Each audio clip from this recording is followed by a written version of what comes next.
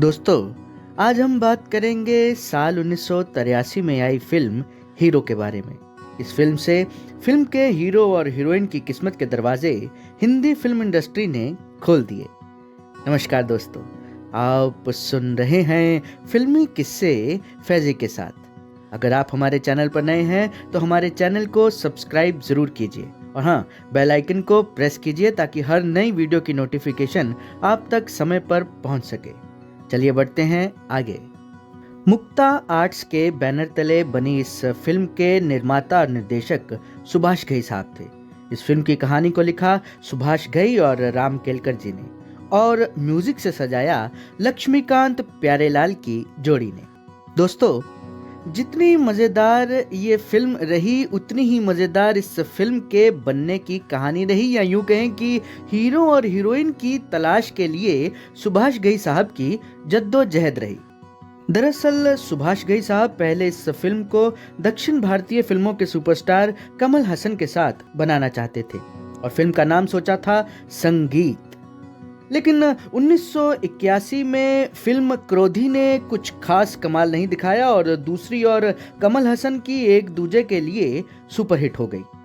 वो बिजी हो गए, अपने दूसरे प्रोजेक्ट्स में काम करने की तरफ इतना मशरूफ हो गए कि कुछ हालात भी ऐसे बन गए कि कभी सुभाष घई साहब कमल हसन जी को ना मिल पाए और कभी कमल हसन साहब सुभाष घई जी को ना मिल पाए। उनकी मुलाकात टलती गई। खैर, इसी तरह वक्त बीतता गया और कई महीने बीत गए। सुभाष जी ने मन बदला और अभिनेता कमल हसन की जगह अभिनेता राजेंद्र कुमार जी के बेटे कुमार गौरव को अप्रोच किया। कहते हैं कुमार गौरव के लिए उनके पिता राजेंद्र कुमार जी ने सुभाष घई जी से मेहनताना काफी ज्यादा मांग लिया। इस वजह से सुभाष जी ने कदम पीछे खींच लिए। हालांकि इस बारे में कितनी सच्चाई है अब ये कौन जाने। ऐसा कहते हैं कि हीरो के लिए इस फिल्म में दाढ़ी बढ़ाने की बात पर भी कुमार गौरव थोड़ा असहज से थे, शायद इसीलिए उन्होंने ना कर दी। खैर, अब सुभाष जी के मन में आया कि क्यों ना किसी नए चेहरे को ट्राई किया जाए, क्योंकि समय बीतता जा रहा था। नए कलाकार के साथ काम करने के जहां फायदे होते हैं, वहीं ये रिस्क भी पैरेलल चलता रहता है कि क्या दर्शक इस नए चेहरे को पसंद करेंगे। और फायदा ये होता है कि डायरेक्टर कलाकार को अपने वक्त के हिसाब से काम कराने को राजी कर लेता है और कोई ज्यादा नाज नखरा भी नहीं होता। अब ये बात सुनने में तो बड़ी सहज लगती है, पर यकीन मानिएगा नए चेहरे के साथ काम करने में प्रोड्यूसर डायरेक्टर मन ही मन डरे रहते हैं, क्योंकि ये करोड़ों का मसला होता है साहब, कोई 200-400 की तो बात नहीं। अब किसी तरह सुभाष जी ने हौसला करके नए चेहरे की तलाश शुरू की। कुछ दिन बीते। एक दिन सुभाष घई जी के दफ्तर की मेज पर कुछ फोटोग्राफ्स पड़े थे। उन्हीं फोटोग्राफ्स पर सुभाष जी की नजर पड़ी। दरअसल ये फोटोज कुछ मॉडल्स और एक्ट्रेस के थे। अचानक से एक चेहरे पर सुभाष जी की नजर पड़ी तो उन्होंने अपनी टीम से किसी को कहा कि इस लड़के को सुबह बुलाओ। अगले दिन वो लड़का दफ्तर आया। सुभाष जी उससे मिले, एक दो लाइनें उससे बुलवाई, फिर एक पूरा पन्ना डायलॉग्स का उस लड़के को दिया और कहा कि इसे परफॉर्म करके दिखाओ। अब इतना बड़ा डायलॉग देखकर वो लड़का थोड़ा नर्वस भी था। खैर, उसने वो डायलॉग परफॉर्म करके दिखाया। सुभाष जी को उस लड़के में कुछ बात लगी और अंततः फैसला हुआ कि यही लड़का मेरी फिल्म का हीरो होगा। ये बात सुनकर उस लड़के की आंखों में खुशी के आंसू थे।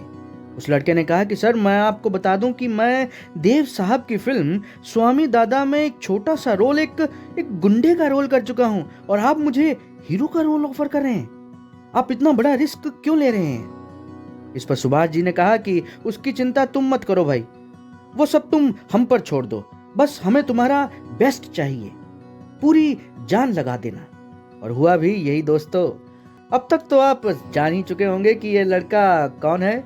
जी हाँ, हमारे जग्गू दादा यानी जैकी श्रॉफ साहब। लीजिए साहब, फिल्म के हीरो तो फाइनल हो गए। अब बात आई हीरोइन की। तो हीरोइन भी सुभाष जी किसी नए चेहरे को ही कास्ट करना चाहते थे। उन दिनों model Sangeeta Bijlani Femina miss India का खिताब जीती थी। सुभाष जी ने उनसे संपर्क किया, पर वो शायद अभी फिल्मों में काम करने के लिए श्योर नहीं थी। तब सुभाष जी ने अभिनेत्री सुचित्रा सेन जी की बेटी मुनमुन सेन जी से बात की। मुनमुन सेन किसी नए लड़के के साथ फिल्म नहीं करना चाहती थी। यहाँ भी बात नहीं बनी। हालांकि यहाँ मैं बताता चलूं कि बाद में मुनमुन सेन ने जैकी श्रॉफ के साथ ही अपनी पहली फिल्म अंदर बाहर की थी। अब पेच फंस गया कि किसे इस फिल्म की हीरोइन लिया जाए। एक दिन यूं ही सुभाष जी के जहन में फिल्म पेंटर बाबू की हीरोइन का ख्याल आया, क्योंकि कुछ दिन पहले ही वो पेंटर बाबू की शूटिंग के दौरान उस हीरोइन को मिले थे। वो हीरोइन थी मीनाक्षी शेषाद्री। हालांकि ये फिल्म फ्लॉप रही थी, पर ना जाने क्यों उन्हें मीनाक्षी शेषाद्री का काम बहुत बेहतर लगा और उन्होंने सोचा कि क्यों ना अपनी इस फिल्म में मैं इसी नई लड़की को हीरोइन लूं। यहाँ समझने वाली बात यह है दोस्तों कि एक मेकर की नजर का तजुर्बा कितना गहरा होता है कि मन ही मन उसे खुद पर यह विश्वास होता है कि अगर मैं इन कलाकारों का चयन करता हूं तो मेरा प्रोजेक्ट सही दिशा में जाएगा। ये बहुत बड़ी बात होती है क्योंकि इसमें रिस्क बहुत जबरदस्त होता है। इस तरह से फिल्म के हीरो जैकी श्रॉफ और हीरोइन मीनाक्षी शेषाद्री का चयन हुआ। इस फिल्म का मुहूर्त हुआ था 24 अक्टूबर 1982 को। अब बात करते हैं अभिनेता शक्ति कपूर की। देखिए, जो किरदार अभिनेता शक्ति कपूर ने इस फिल्म में निभाया, उस किरदार को पहले डैनी साहब कर रहे थे, बल्कि काफी सीन्स शूट हो भी गए थे।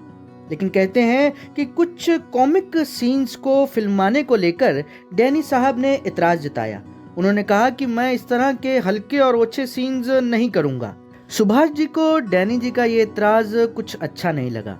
उन्होंने कहा कि मैं फिल्म की स्क्रिप्ट को बदल नहीं सकता हूं, आपको तो इन्हीं सीन्स पर परफॉर्म करना होगा। खैर, नतीजा ये निकला कि डैनी साहब ने इस फिल्म में काम करने से इनकार कर दिया और इस तरह से डैनी साहब की जगह शक्ति कपूर जी की एंट्री हुई और शक्ति कपूर साहब अपने किरदार में जचे भी। बात करें फिल्म में मुख्य खलनायक की, तो अपनी फिल्म विधाता की ही तरह इस फिल्म हीरो में भी सुभाष घई जी ने खलनायक के रूप में चुना अमरीश पुरी साहब को। यहाँ मैं आपको यह भी बताता चलूं कि सुभाष घई साहब और अमरीश पुरी दोनों एक दूसरे की बहुत इज्जत करते थे। दोनों में अच्छी दोस्ती भी थी और यही वजह रही कि आगे चलकर सुभाष जी की ज्यादातर फिल्मों में अमरीश पुरी साहब हमें नजर आए, चाहे वो फिल्म मेरी जंग हो, राम लखन हो, सौदागर हो या परदेश हो और भी बहुत सी फिल्में। इस फिल्म में अभिनेता हरि भाई यानी कि संजीव कुमार साहब का भी बड़ा अच्छा किरदार था। दर्शकों ने उनके किरदार को खूब पसंद किया। अभिनेता शम्मी कपूर साहब ने भी इस फिल्म में शानदार अभिनय किया। इनके अलावा भारत भूषण जी और अमरीश पुरी साहब के बड़े भाई मदन पुरी साहब, बिंदु जी, नीता मेहता, उर्मिला भट्ट जी ने भी अपने अभिनय से दर्शकों का दिल जीता। फिल्म में हीरो के दोस्तों के लिए अभी सुभाष जी की तलाश जारी थी। एक दिन मुंबई के बांद्रा बैंड स्टैंड इलाके से गुजरते हुए उन्हें कुछ लड़के मोटर बाइक से स्टंट करते नजर आए। बस फिर क्या था, उन्हें अगले दिन अपने ऑफिस में आने का न्योता दिया और अगले दिन सब सेलेक्ट हो गए फिल्म में जैकी श्रॉफ के दोस्तों की भूमिका के लिए। उनमें से एक शख्स सलीम खान बाद में हीरो के दोस्त की भूमिका में कई फिल्मों में नजर आते रहे। फिल्म के गीतों को कोरियोग्राफी यानी कि डांस से सजाया डांस डायरेक्टर सरोज खान जी ने। हालांकि उनके अनुसार जैकी श्रॉफ को नचाना उनके लिए बेहद मुश्किल भरा काम रहा। चूंकि मीनाक्षी शेषाद्री एक क्लासिकल डांसर रही हैं, इसलिए उनके डांस को दर्शकों ने खूब पसंद भी किया। कहते हैं उन दिनों फिल्मों में किसी प्रोडक्ट का एडवर्टाइजमेंट आमतौर पर नहीं होता था। उस साल यामाहा राजदूत 350 नई लॉन्च हुई थी। इस फिल्म में मेकर्स ने उस बाइक को खूब प्रमोट भी किया। फिल्म की जान बने फिल्म के गीत, जिसे अपनी धुनों से सजाया लक्ष्मीकांत प्यारेलाल की जोड़ी ने। फिल्म के गीतों को अपनी आवाज के जादू से सजाया लता मंगेशकर जी ने, अनुराधा पौंडवाल जी ने, सुरेश वाडेकर जी ने और मनहर उदास जी ने। और वो बांसुरी की आइकॉनिक धुन, भला उसे कौन भूल सकता है। इस धुन को ओरिजिनल रिकॉर्डिंग में बजाया पंडित हरिप्रसाद चौरसिया जी ने। सुभाष जी को ये बांसुरी की धुन इतनी पसंद आई कि उन्होंने इस धुन को फिल्म में बैकग्राउंड के रूप में भी कई बार इस्तेमाल किया। फिल्म के गीतों को श्रोताओं का बहुत प्यार मिला, जिनमें तू मेरा जानू, प्यार करने वाले कभी डरते नहीं और लंबी जुदाई खूब पसंद किए गए। ये फिल्म सिनेमाघरों में रिलीज हुई 16 दिसंबर 1983 को।